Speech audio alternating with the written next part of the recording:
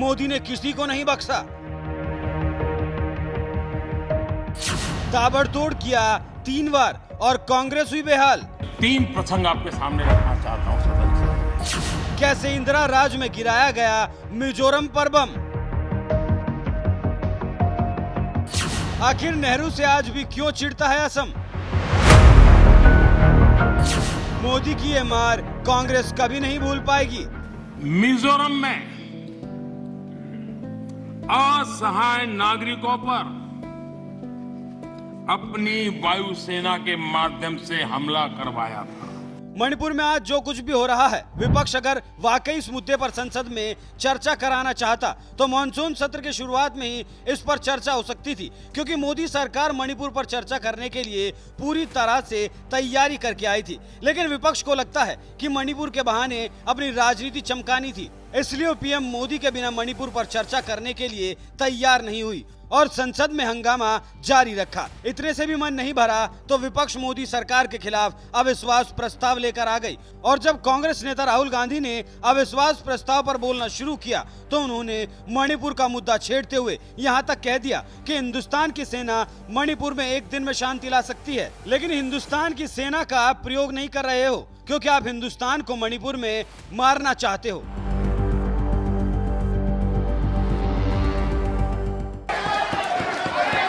हिंदुस्तान की सेना मणिपुर में एक दिन में शांति ला सकती है। हिंदुस्तान की सेना का प्रयोग नहीं कर रहे हो क्योंकि आप हिंदुस्तान को मणिपुर में मारना चाहते हो। कमर पर हाथ रखकर कांग्रेस सांसद राहुल गांधी बड़े जोश के साथ कह रहे थे कि सरकार को मणिपुर में सेना उतार देनी चाहिए और पीछे बैठे उनके समर्थक मेज थपथपाकर उनका समर्थन कर रहे थे। जिस वक्त राहुल गांधी मणिपुर में सेना भेजने की वकालत कर रहे थे, वो शायद भूल गए कि ये मोदी है जो कांग्रेस का पूरा चिट्ठा खोलकर मुंह तोड़ जवाब देना जानते हैं। और जब पीएम मोदी ने अविश्वास प्रस्ताव पर बोलना शुरू किया तो बिल्कुल ऐसा ही हुआ। उन्होंने राहुल गांधी को जवाब देने के लिए नेहरू से लेकर इंदिरा सरकार तक का काला चिट्ठा खोलकर रख दिया और एक के बाद एक 3 बड़े प्रहार किए जिसे कांग्रेस शायद ही कभी भूल पाएगी। अपने ही देश के नागरिकों पर वायुसेना का इस्तेमाल करने जैसा घिनौना काम बहुत कम ही देखने को मिलता है और ये काम किया था इंदिरा गांधी की सरकार ने जब 5 मार्च 1966 को उन्होंने भारतीय वायुसेना को मिजोरम पर बम बरसाने के आदेश दिए। उनके एक आदेश के बाद वायुसेना के लड़ाकू विमान आकाश में मंडराने लगे और देखते ही देखते मिजोरम के लोगों पर बम बरसाने लगे, जिसमें कई लोगों की मौत हो गई। भरी संसद में इस खौफनाक घटना की याद दिला रहे पीएम मोदी की आंखें जैसे भर आई थी। पहली घटना 5 मार्च 1966। 5 मार्च 1966। इस दिन कांग्रेस ने मिजोरम में असहाय नागरिकों पर अपनी वायुसेना के माध्यम से हमला करवाया था। और बड़ा गंभीर विवाद हुआ था। कांग्रेस वाले जवाब दे, क्या वो किसी दूसरे देश की वायुसेना थी क्या? क्या मिजोरम के लोग मेरे देश के नागरिक नहीं थे क्या? क्या उनकी सुरक्षा ये भारत सरकार की जिम्मेवारी थी कि नहीं थी? 5 मार्च 1966 वायुसेना से हमला करवाया गया, निर्दोष नागरिकों पर हमला करवाया गया।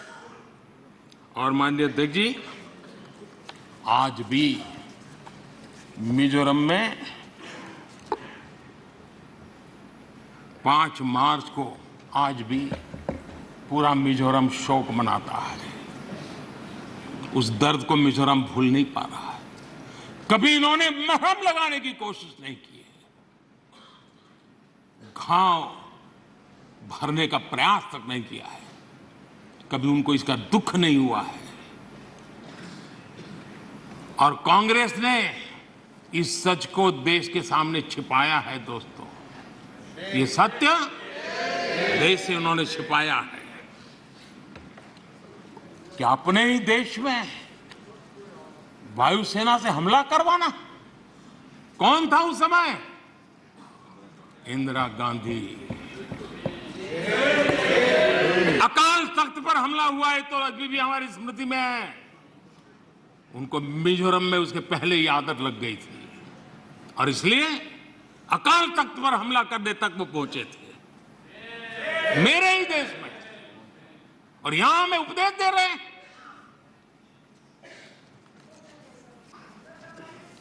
आदरणीय अध्यक्ष जी, नॉर्थ ईस्ट में वहां के लोगों के विश्वास की इन्होंने हत्या की है।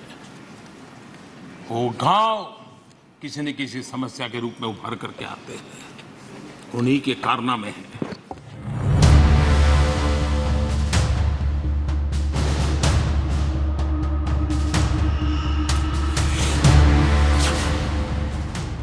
मणिपुर में सेना भेजने की मांग कर रहे राहुल गांधी को पीएम मोदी ने सबसे पहले मिजोरम का उदाहरण देकर कांग्रेस सरकार पर सेना का गलत इस्तेमाल करने का आरोप लगाया और फिर इसके बाद असम का मुद्दा छेड़कर नेहरू सरकार को भी कटघरे में खड़ा करने की पूरी कोशिश की। भरी सदन में 1962 की याद दिलाते हुए पीएम मोदी ने कहा, जब 1962 में चीन ने भारत पर हमला किया था तो नेहरू ने असम के लोगों के लिए जो कहा था वो आज भी असमियों को नश्तर की तरह चुभता है। अब सबसे बड़ा सवाल ये है कि आखिर नेहरू ने कहा क्या था। तो ये बात आप खुद पीएम मोदी से सुनिए। मैं दूसरी घटना का वर्णन करना चाहता हूं और वो घटना है 1962। 1962 का वो खौफनाक रेडियो प्रसारण आज भी शूल की तरह नॉर्थ ईस्ट के लोगों को चुभ रहा है।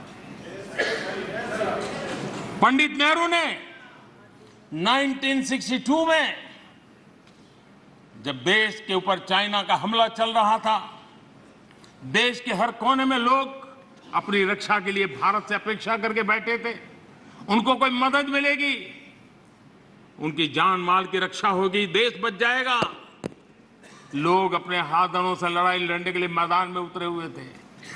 ऐसी विकट घड़ी में दिल्ली के शासन पर बैठे हुए और उस समय पर एकमात्र जो नेता हुआ करते थे पंडित नेहरू ने रेडियो पर क्या कहा था? उन्होंने कहा था, my heart goes out to the people of Assam. ये हाल करके रखा था उन्होंने। वो प्रसारण आज भी असम के लोगों के लिए एक नस्तर की तरह चूपता रहता है। और किस प्रकार से उस समय नेहरू जी ने उन्हें अपने भाग्य पर छोड़ जीने के लिए मजबूर कर दिया था। ये हमसे हिसाब मांग रहे हैं। आपको बता दें कि 1962 में चीन से युद्ध के दौरान तत्कालीन प्रधानमंत्री जवाहरलाल नेहरू ने स्वीकार कर लिया था कि वालोंग, सिला और बोमडीला में भारतीय सेनाओं की हार हुई है। उन्होंने कहा कि उन्हें असम के लोगों में सहानुभूति है, जिन्हें काफी मुसीबतों का सामना करना पड़ रहा है। असम वासियों को यह आभास हुआ कि नेहरू उन्हें न सिर्फ विदाई दे रहे हैं बल्कि उनसे पल्ला भी झाड़ रहे हैं और इसके लिए उन्होंने नेहरू को कभी माफ नहीं किया। पीएम मोदी ने भरी संसद में कांग्रेस पर तीसरा प्रहार भी नेहरू का नाम लेकर ही किया। इस बार पीएम मोदी ने बड़े समाजवादी नेता राम मनोहर लोहिया की बात का जिक्र करते हुए बताया कि कैसे उन्होंने नॉर्थ ईस्ट की उपेक्षा के लिए नेहरू को खूब सुनाया था और आरोप लगाते हुए कहा था कि नेहरू जानबूझकर नॉर्थ ईस्ट का विकास नहीं कर रहे हैं। आप भी सुनिए कैसे मोदी ने लोहिया के इस वार को हथियार बनाकर कांग्रेस को जख्मी कर दिया। जो लोग अपने आप को लोहिया जी का वारिस कहते हैं और जो कल सदन में बड़े उछल उछल करके बोल रहे थे, हाथ लंबे चौड़े करने की कोशिश कर रहे थे,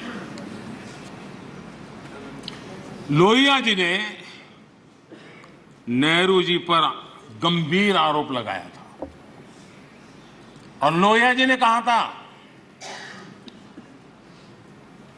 और वो आरोप था कि जानबूझकर नेहरू जी नॉर्थ ईस्ट का विकास नहीं कर रहे, जानबूझ करके नहीं कर रहे। और लोहिया जी के शब्द थे ये कितनी लापरवाही वाली और कितनी खतरनाक बात है। लोहिया जी के शब्द हैं। ये कितनी लापरवाही वाली और कितनी खतरनाक बात है। 30,000 स्क्वायर मील से बड़े क्षेत्र को एक कोल्ड स्टोरेज में बंद करके उसे हर तरह के विकास से वंचित कर दिया गया है। ये लोहिया जी ने नेहरू पर आरोप लगाया था कि नॉर्थ ईस्ट के लिए तुम्हारा रवैया क्या है। ये कहा था। नॉर्थ ईस्ट के लोगों के हृदय को, उनकी भावनाओं को आपने कभी समझने की कोशिश नहीं की है। मेरे मंत्रिपरिषद के 400 मंत्री रात्रि निवास करके, और अकेले स्टेट हेडक्वार्टर पर नहीं, डिस्ट्रिक्ट के हेडक्वार्टर, और मैं स्वयं 50 बार गया। ये आंकड़ा नहीं है सिर्फ,